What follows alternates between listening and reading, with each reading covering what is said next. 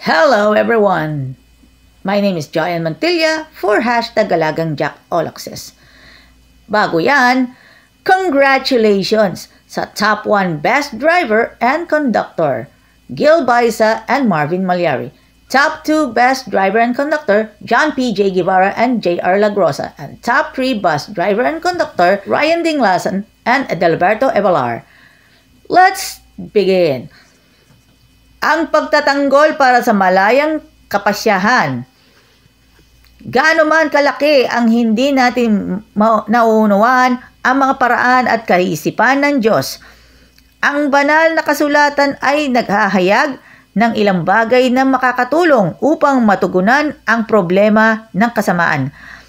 Ang isang paraan para sa pagtugon ng lohikal na problema ng kasamaan ay kilala bilang ang pagtatanggol para sa malayang kapasyahan. Ang pagtatanggol para sa malayang kapasyahan ay ang pananaw na ang kasamaan ay bunga ng maling paggamit ng kalayang pumili.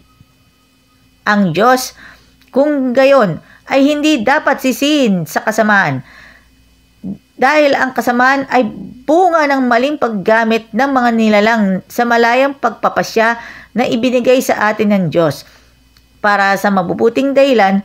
Gayon paman, bakit ibinigay ng Diyos ang gayong mga malayang pagpapasya? Kaugnay nito, minsan isinulat ni C.S. Lewis ang malayang pagpapasya.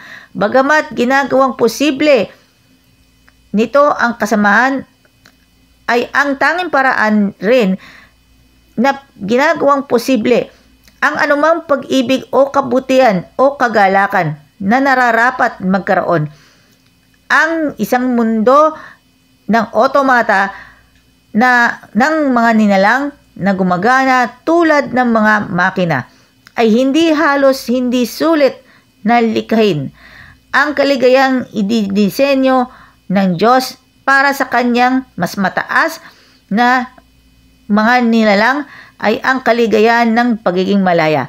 Kusang loob na nakikisa sa kanya at sa isa't isa.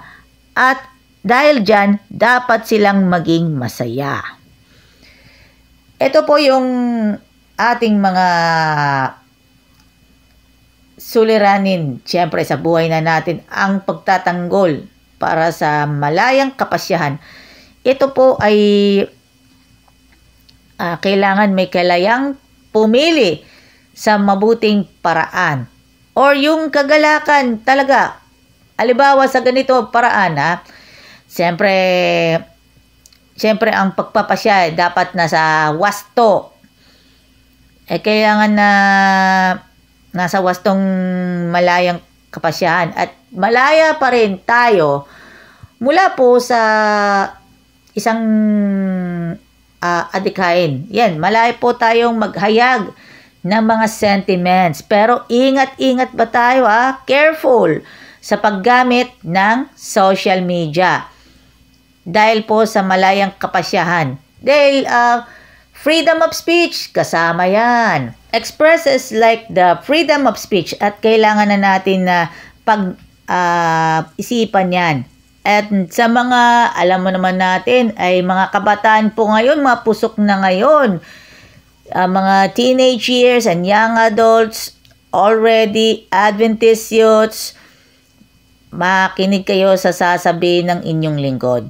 Kasi bago kayo magpasya sa malayang kalayaan, sa malaya, dapat mag-isip-isip kayo kung ano yung ikabubuti sa inyo. Kahit na minor man o hindi, basta malaya kayo. Already with succeed. Kailangan mag-succeed kayo.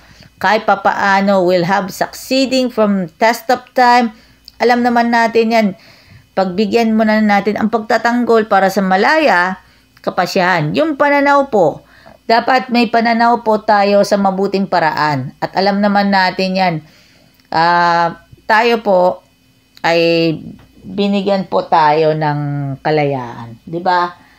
At bakit sila utusan maliban kung mayroon silang malayang kapasyahan? Kinain nila Adam and Eve ang ipinagbabawal na prutas, siyempre yung apple. Simula noon, ang planeta ay napuno ng sin. Ang sumunod na kabanata matapos ang salaysay, ang pagkahulog sa kasalanan. Nakikita ang kilakilabot ng mga kainatnan at kasalanan. Siyempre, kila Abel at Cain. Ang salaysay ng pagkakasala ay pagpapakita ng kung paano ang maling paggamit ng palayang pagpapasya kila Adan at Eve na nagbunga ng kasalanan at kasamaan sa kasaysayan ng ating planeta.